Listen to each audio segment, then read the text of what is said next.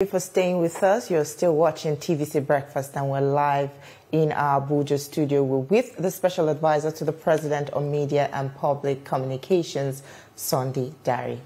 Well, the Minister of Agriculture is quoted to have said, contrary to the claims by naysayers, Nigeria did not import food. He adds that the recent drop in food prices across the country is a direct result of deliberate efforts of President Bola Tinubu. Is there an assurance that this trend will be sustained? Absolutely. And when you try to interrogate the recent drop in food prices, you can adjudge 4 key reasons. One is the fact that security has improved. We know very clearly that our farmers were driven away by bandits, criminal gangs. We know that farmers across the north had to pay to be able to spend a few hours on the farms, and we have the data for that. Now the farmers are able to spend more time, and you can see the increase in agricultural output. That's very important. You also see the removal of middlemen and a bit of bottlenecks in that process. So I think that that's a trend that will continue. We have seen the interventions they have done for food security under this administration. You've seen that we have over 300,000 farmers engaged in dry season rice farming. We have over 400,000 engaged in wheat farming. Just a couple of those interventions. And I think sometimes it's the testimonials that really speak to the reality. You go to Gwari during the campaign, President Bola Tinubu traveled at about 9 p.m. all the way to Gwari. That was the deadliest stretch of kidnapping. And he said, look, let's go through. 90% of the farmers could not go to the farm. In Gwari, we have new farmer millionaires. Oh. We've seen the footages and the rest of them. In Osun State, spanning Oyo State, and I've experienced it, the story will soon come forward, and I think TVC is working on that story. We have young farmers who put their vehicles on display, put the houses they are building on display, and saying, look, we thank President Bola Tinubu for some of his policies because the output of cocoa, the output of cashew, and several other farm products. So these are facts, they're evidential, and it's because someone has been taking a combination of decisions that have produced. So we expect this trajectory to continue. Okay, and how do your government intend to add up to, food production is not a big challenge because it has improved. But we also talk about the value chain, the processing sector, whether it's from the regions and all that. Yeah. What is the government putting in place to ensure that, we don't just have this high production, but we can also build on the value chain and add values to them? Let me respond to that by just speaking to what happened earlier this week at the House of Representatives. The representative, Honorable Lamiju Akala, went through the second reading. Cashew is one of the major crops in the world. Nigeria produces about the second or the third best cashew, and the largest haul of cashew comes from Ogbomoso, and that's where I come from. And what we have is we have a lot of Asians coming in, just taking the cashew out, and the value chain is eroded completely. Now we know that MTN has set up something in Lagos to process the cashew from Ogbomoso. But the second reading that has gone through is to make sure that they bring in equipment, that the federal government establishes a cashew processing plant in Ogbomoso, Oyo State. That will add value. And I think that is expected to be replicated in other regions. What we've seen in the past is that countries deliberately set up processing plants. It's about processing when you want to add value. Yeah. Deliberately, you go to where you have the incidence of the highest output and production of a particular product, and you set up processing plants.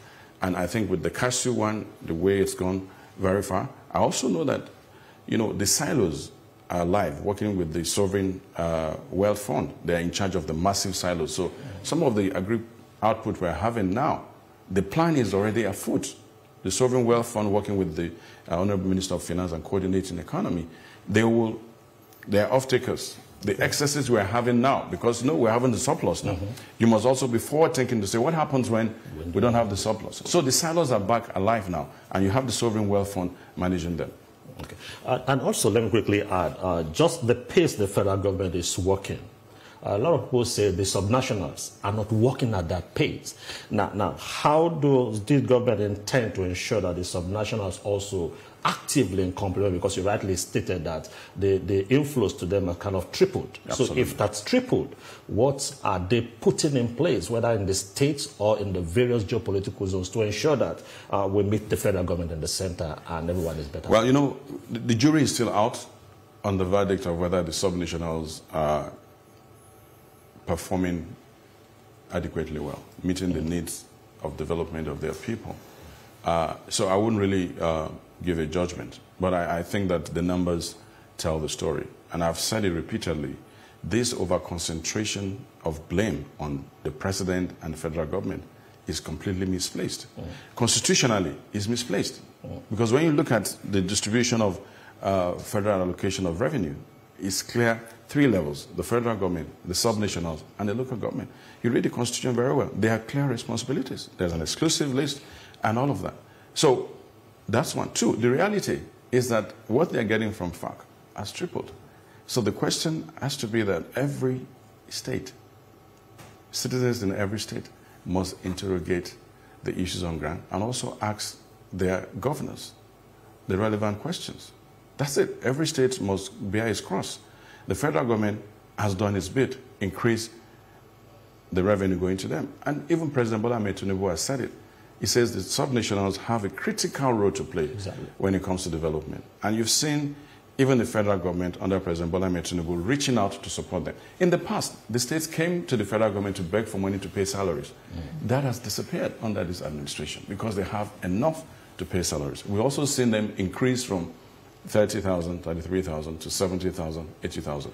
So as the government, federal government focuses on those critical elements of development, pulling the levers, the governors at their own level must also pull the levers. And I'm telling you very soon, with what is happening now, I think that the governors will have to answer, will have to show results for the resources that's coming to them. Well, the cost of governance is still a big concern, and Yes. despite efforts to show up revenue, there's still no effort to reduce the cost of governance. Even though Rosanya report is yet to be implemented, we've seen agencies that were supposed to be dissolved are still operational.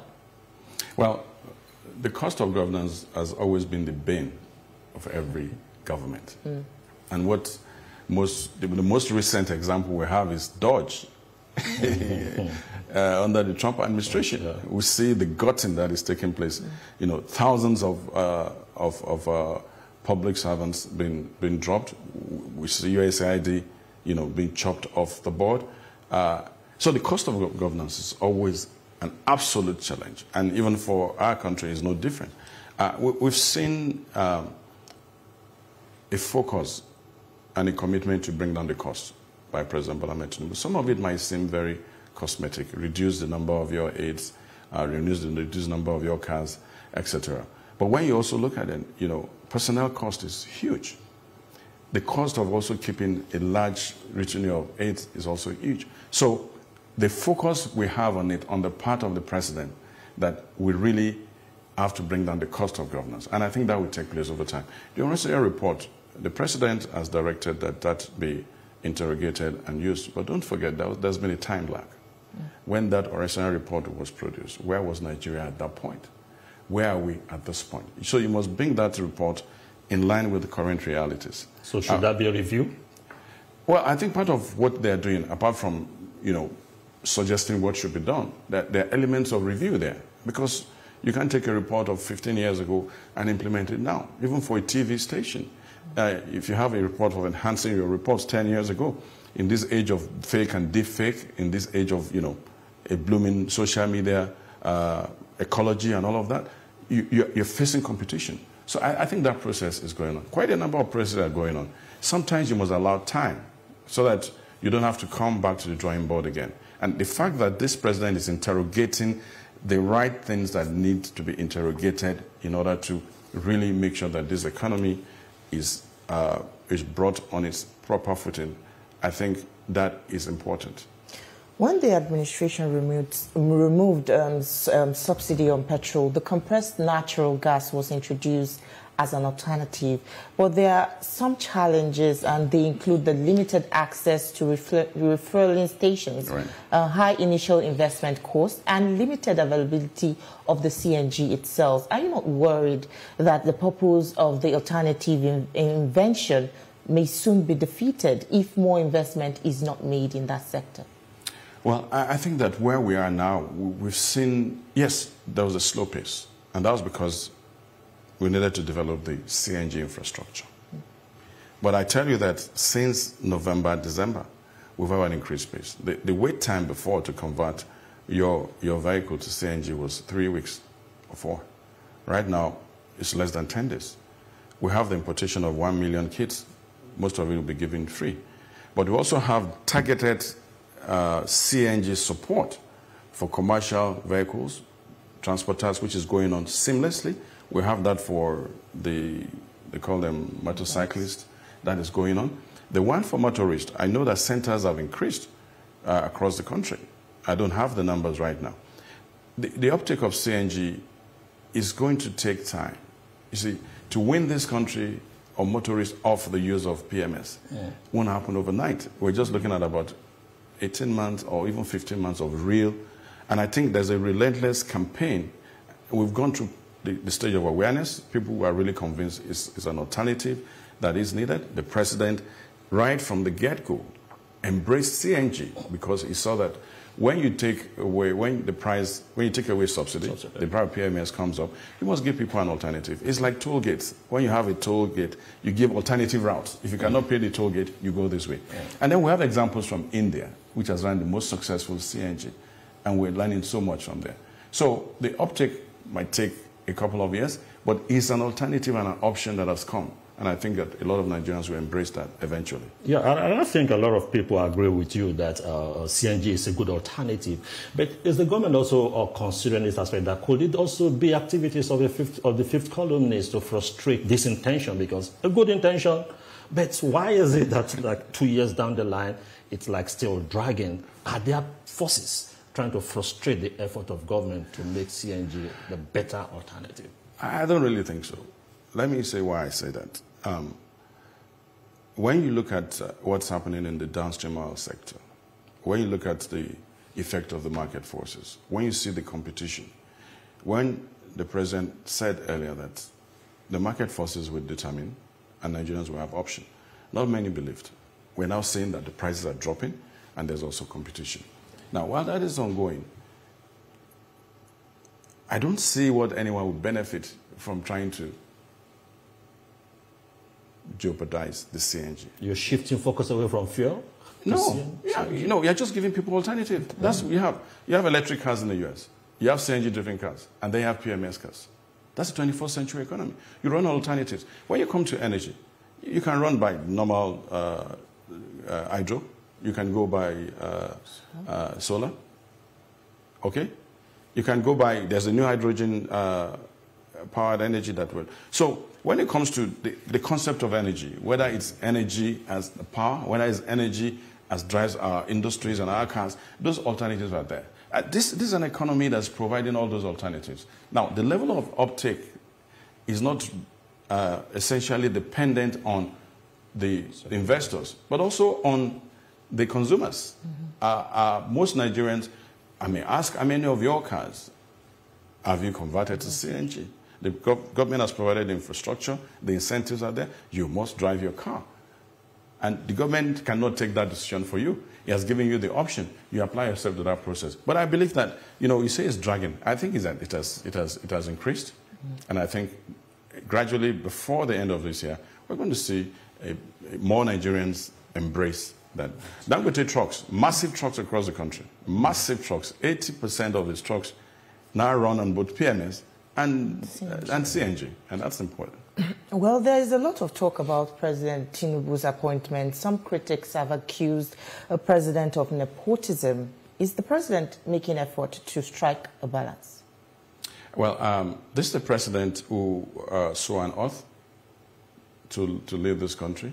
on the part of constitutionality, but also to bring the best hands to work with him. He's a destabilized president.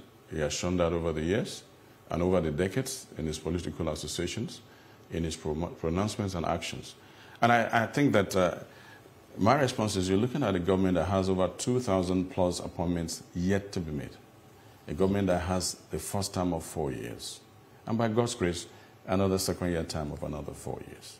Now, you can't cramp all the appointments. I think it's too early to want to judge because we don't have the entire data to judge. So, quite a number of appointments are still in the offing, very critical appointments. And I think that the balance we so much expect will occur is a president that is, he applies himself to data, he knows about the spread, of appointments. But I think for him, what comes first is merit. Well, let's quickly talk politics. Just last week, the APC passed a vote of confidence on President Bola Tinubu, but this does not translate to a vote of confidence by Nigerians and does not put him in the driver's seat ahead of 2027 election. What do you have to say about this? Well, first, let me say that President Bola Tinubu is not worried about the next election. Okay. He's worried about the shared prosperity that he can bring to Nigerians. He's worried about how the reforms he has put in place will yield necessary impact. He is concerned about what happens to the economy of this country eventually. And I think that's the focus. That vote of confidence did not come in a vacuum because I was there at the NEC meeting when the governor of Ogun State spoke, when the chairman of the Progressive Governors, Governor Hope Uzodimma spoke, when Senator Oshiomhole spoke. They did not speak in a vacuum. They reeled out a lot of data. And, we've seen this data play out. We've seen our foreign reserve go up. We've seen inflation come down. We've seen our trade surplus go up by 16 billion.